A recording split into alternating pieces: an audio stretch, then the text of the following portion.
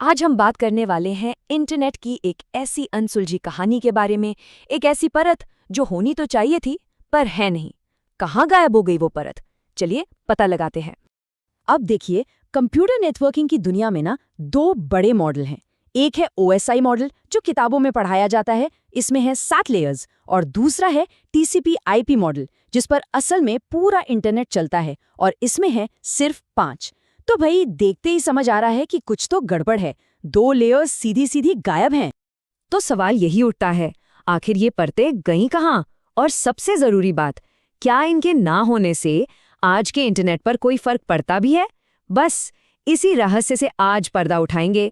तो हमारी ये जो पूरी पड़ताल है वो फोकस करेगी सेशन लेयर पर। यही है वो सबसे बड़ी गायब परत। ओएसआई मॉडल में इसे लेयर नंबर 5 का दर्जा दिया गया था। तो आखिर ये लेयर 5, ये सेशन लेयर करती क्या थी? इसका काम कह सकते हैं एक मैनेजर जैसा था। जब दो डिवाइस बात करना चाहें तो उनकी बातचीत शुरू करवाना, जब तक बात चल रही है तब तक सब ठीक से मैनेज करना, और बात खत्म होने पर कनेक्शन को सही तरीके से बंद कर देना। सिंपल। इसकी एक बहुत बड़ी जिम्मेदारी थी जिसे कहते हैं डायलॉग कंट्रोल। मतलब ये एक रेफरी की तरह काम करती थी। ये तय करती थी कि भाई बातचीत का तरीका क्या होगा। क्या सिर्फ एक डिवाइस बोलेगा और दूसरा सुनेगा जैसे रेडियो पर होता है, या फिर दोनों बारी बारी से बोलेंगे वॉकी टॉकी की तरह, या फिर दोनों एक साथ बात कर सकते हैं जैसे हम फोन पर करते हैं। और इसका दूसरा सुपर पावर था सिंक्रोनाइजेशन। जरा सोचिए, आप एक बहुत बड़ी मूवी डाउनलोड कर रहे हैं और बत्ती गुल, इंटरनेट बंद। अब क्या होगा? बिना सेशन लेयर के तो आपको पूरी मूवी शुरू से डाउनलोड करनी पड़ेगी। पर ये लेयर क्या करती थी? ये बीच बीच में चेक पॉइंट लगा देती थी जैसे वीडियो गेम में होता है। तो जब कनेक्शन वापस आता, डाउनलोड वहीं से शुरू होता जहां पर रुका था। कितना काम का फीचर था है। अब यहाँ लेयर 4 और लेयर 5 के बीच का फर्क समझना बहुत जरूरी है। देखिए, लेयर 4 यानी ट्रांसपोर्ट लेयर आपके कंप्यूटर और किसी वेबसाइट के सर्वर के बीच एक पाइपलाइन बना देती है, बस। लेकिन लेयर 5 का काम उस पाइपलाइन के अंदर होता है। मान लीजिए आपने ब्राउजर में 10 टैब खोल रखे हैं, तो लेयर 5 उन 10 टैब्स को अलग अलग बातचीत यानी अलग अलग सेशन की तरह मैनेज करती है। ये बहुत बड़ा फर्क है। तो सवाल ये है कि क्या ये सेशन लेयर सिर्फ कागजों पर ही थी, एक थ्योरी की तरह, या सच में कभी इसका इस्तेमाल हुआ था? चलिए थोड़ा इतिहास में गोता लगाते हैं और देखते हैं कि क्या हमें इसके कुछ सबूत मिलते हैं। और हाँ, सबूत मिलते हैं। ये सेशन लेयर सिर्फ एक कल्पना नहीं थी, इसे असल में पुराने सिस्टम्स में इस्तेमाल किया गया था। और इसका सबसे बड़ा उदाहरण है एप्पल का अपना networking protocol Apple talk. Apple ने तो इस कॉन्सेप्ट को बहुत सीरियसली लिया था, इतना कि उनके पास एक नहीं बल्कि अलग अलग तरह के सेशन प्रोटोकॉल थे। एक था एएसपी जो क्लाइंट सर्वर जैसा था, मतलब एक रिक्वेस्ट करेगा दूसरा जवाब देगा, और दूसरा था एडीएसपी जिसमें दोनों डिवाइस बराबरी पर बात कर सकते थे। इससे साफ पता चलता है कि पुराने ज़माने के नेटवर्क्स में ये कितनी अहम चीज़ मानी जाती थी।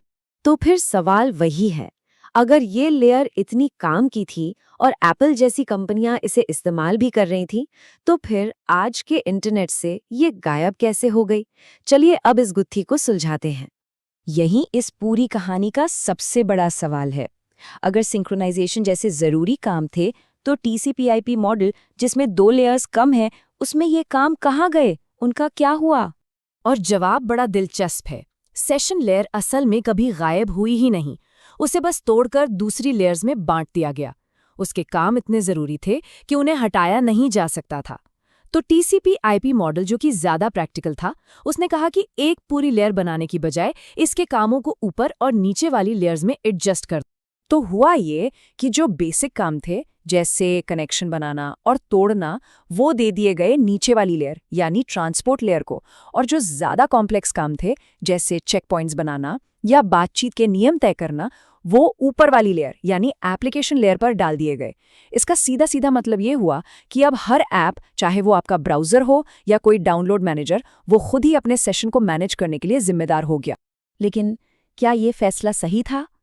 अब हम इस कहानी के उस हिस्से में आ रहे हैं जहां हमें पता चलता है कि इस एक लेयर को हटाने के कुछ ऐसे नतीजे हुए जिनके बारे में शायद उस वक्त सोचा नहीं गया था।